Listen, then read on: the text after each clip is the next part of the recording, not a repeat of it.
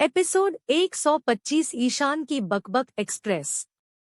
अब तक सिया की बात सुनकर ईशान डेविल स्माइल करते हुए कहता ही नहीं नहीं, तुम कहाँ ज्यादा बोलती हो, वो तो बाकी सबका दिमाग खराब है जो तुम्हें मिस बकबक कहते हैं।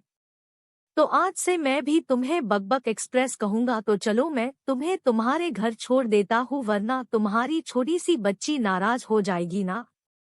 सिया अपनी आंखें गोल गोल घुमाते हुए कहती है, उसकी कोई जरूरत नहीं है, मैं खुद जा सकती हूँ, लेकिन ये अलीबाबा के गुफा की दरवाजा तो खुल जाए। अब आगे डॉट ईशान अपना सर झटक कर कहता है, ये लड़की सच में इम्पॉसिबल है। कहकर ईशान दरवाजा खोलता है। वैसे ही सिया फुदकते हुए रूम से बाहर आती है। सिया से मिलकर उससे बात करके ईशान का गुस्सा पूरी तरह से छू हो चुका था। कुछ ही देर में दोनों ईशान की कार में थे। इस दौरान सिया नॉन स्टॉप बकबक कर रही थी, वही ईशान बिना कुछ कहे चुपचाप उसकी बकबक सुन रहा था। 1 घंटे बाद ईशान सिया के घर के सामने अपनी गाड़ी रोकता है। सिया कार से बाहर आते हुए कहती है, वैसे मिस्टर अननोन, अगर आप चाहे तो 1 कप कॉफी या चाय पी सकते हैं। वैसे मैं तो चाय ही प्रेफर करती हूँ। इससे पहले सिया फिर से पानी बकबक शुरू करती। ईशान कार से बाहर आते हुए कहता है, मैं ब्लैक कॉफी पीता हूँ, अब चलो। कहकर ईशान सिया को घर के अंदर जाने का इशारा करता है। सिया अपने दांत दिखाते हुए कहती है, ओ सॉरी सॉरी, चलो मिस्टर अननोन। कहकर सिया ईशान को साथ चलने का इशारा करती है। दोनों सिया के घर के अंदर चले जाते हैं। सिया का घर ज्यादा बड़ा नहीं था, पर दिखने में बहुत सुंदर था। घर को सिया ने काफी सलीके से सजा कर रखा हुआ था। घर को देखकर ईशान तिरछा मुस्कुराते हुए कहता है, बकबक एक्सप्रेस ने घर तो काफी सुंदर सजा कर रखा है। कहते हुए ईशान घर को देखने लगता है। तभी सोडियो से 4 साल को छोटी बच्ची रोते हुए नीचे आने लगती है। बच्ची को देखकर ईशान के होठों पर प्यारी सी मुस्कान आ जाती है। बच्ची को रोते हुए देखकर सिया उसके पास जाकर उसे गोद में उठाते हुए कहती है, अरे मम्मा का बच्चा, आप रो क्यों रहे हो? और आप इतने देर तक जाग क्यों रहे हो? निन्नी नहीं आई आपको? सिया की बात सुनकर छोटी बच्ची सिया के गले लगकर कहती है, ओफो मम्मा, अगर कुहू बेबी को निन्नी आई होती तो वो दांत थोड़ी लही होती ना। सिया दांत दिखाते हुए कहती है, अरे मेरी आइंस्टाइन की औलाद हो गई दादी अम्मा। शुरू कहकर सिया हंसने लगती है। ईशान दोनों को देखकर ना में अपना सर हिलाते हुए कहता है, इस बकबक एक्सप्रेस से तो मुझे ये 4 साल की बच्ची समझदार लग रही है। सिया कुहू को नीचे उतार कर कहती है, बेबी आप ना अंकल को कंपनी दो, मैं मस्त कॉफी बनाकर लाती हूँ और आपके लिए चॉकलेट मिल्कशेक, आप पियोगे ना? कुहू खुशी से उछलते हुए तालियां बजा कर कहती है, ये मम्मा, कुहू चॉकलेट मिल्कशेक पिएगा। सिया हंसते हुए ईशान के ताराफ देख कर कहती है, mister unknown wait few minutes chief, Siya आपके लिए कॉफी लेकर आती है। कहकर सिया उछलते हुए किचन के तर चली जाती है।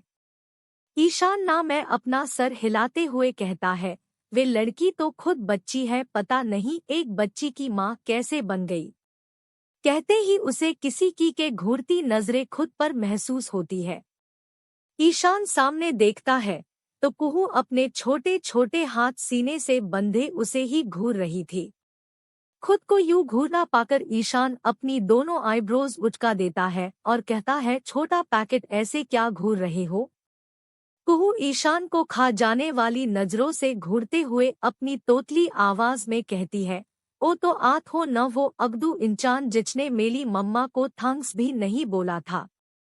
आपकी वजह से मेरी मम्मा हार्ट हुई थी ना। ईशान कुछ पल कुहू को घूरता है और अगले ही पल ईशान कुहू को अपने गोद में बिठाकर कहता है, सॉरी प्रिंसेस, लेकिन आपकी मम्मा ने मुझे फुल इग्नोर कर दिया था, तो मैं कैसे टीक्यू बोलता।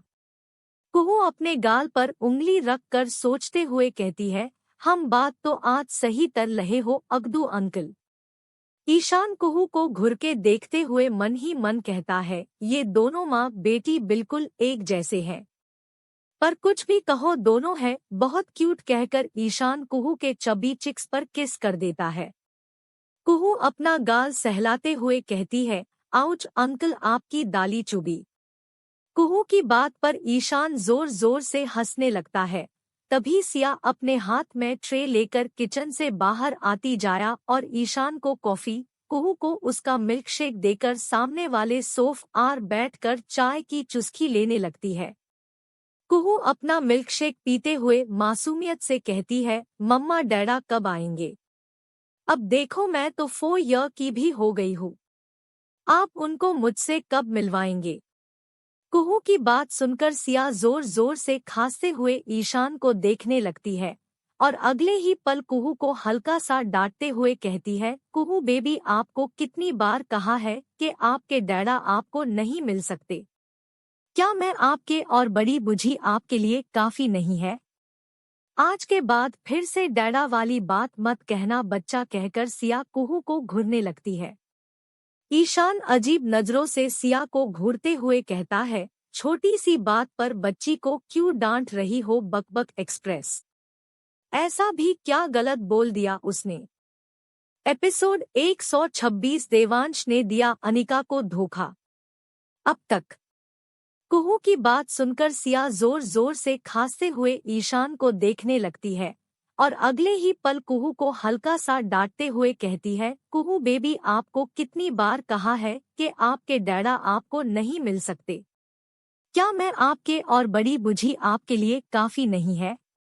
आज के बाद फिर से डैडा वाली बात मत कहना बच्चा कहकर सिया कुहू को घूरने लगती है। ईशान अजीब नजरों से सिया को घूरते हुए कहता है, छोटी सी बात पर बच्ची को क्यों डांट रही हो बकबक एक्सप्रेस? ऐसा भी क्या गलत बोल दिया उसने? अब आगे सिया ईशान के तर देख कर कहती है, मिस्टर अनोन प्लीज आप हमारे फैमिली मैटर के बीच में मत बोलिए कहकर सिया कुहू को अपने गोद में उठा लेती है। कुछ देर बाद ईशान भी सिया के घर से अपने घर जाने के लिए निकल जाता है। अगले दिन अनिका बेड आराम ए फेल कर सो रही थी, पर इस वक्त उसके चेहरे पर अलग ही मायूसी थी। अनिका बेड पर उठकर बैठ जाती है और अपने आसपास देवांश को ढूंढने लगती है, पर उसे देवांश कहीं नहीं दिखता।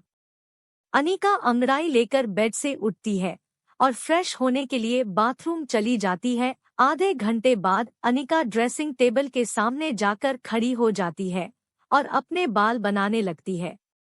अनिका ने इस वक्त येलो कलर की सिंपल साड़ी पहनी थी जिसमें वो बेहद प्यारी लग रही थी।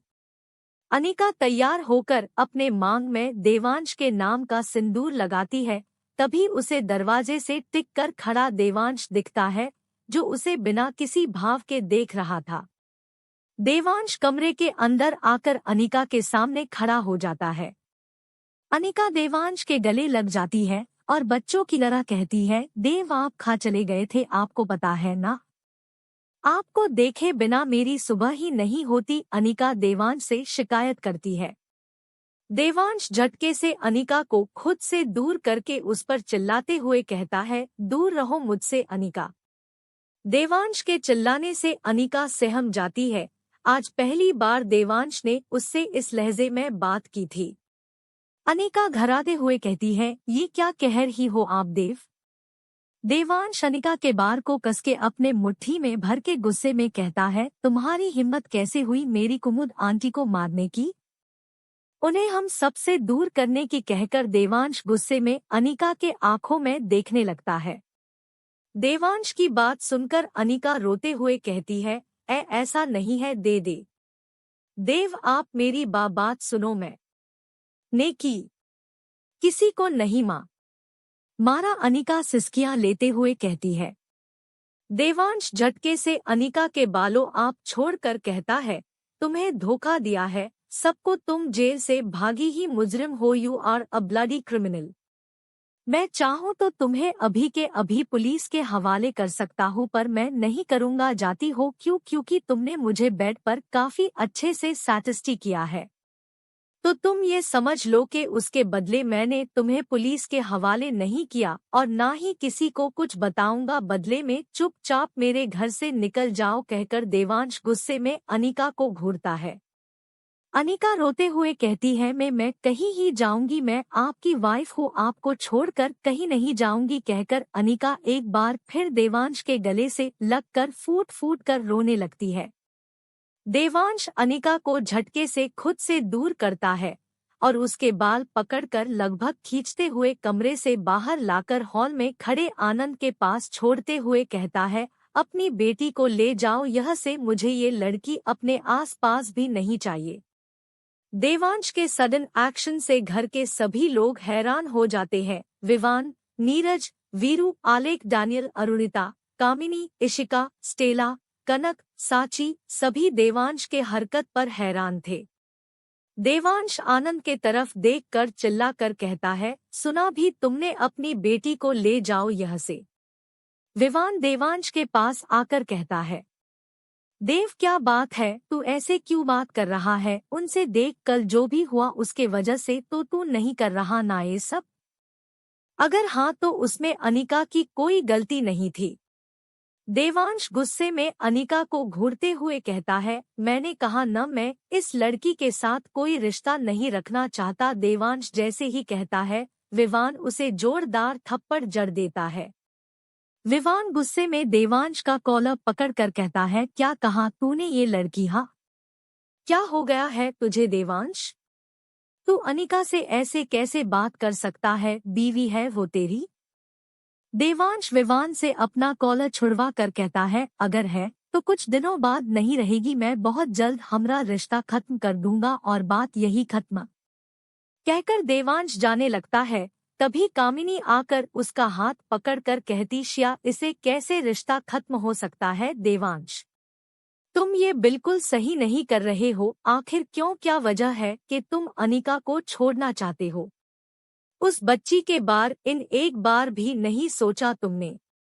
देवांश कामिनी के हाथ सपना हटा छुड़वा कर कहता है, वजह जानना है ना सबको तो सुनो, मैं बहुत जल्द वामिका के साथ शादी करने वाला हूँ, बस अब और इसके आगे मैं कुछ नहीं कहना चाहता। कहकर देवांश बड़ी बड़ी कदमों से अपने कमर के अंदर चला जाता है।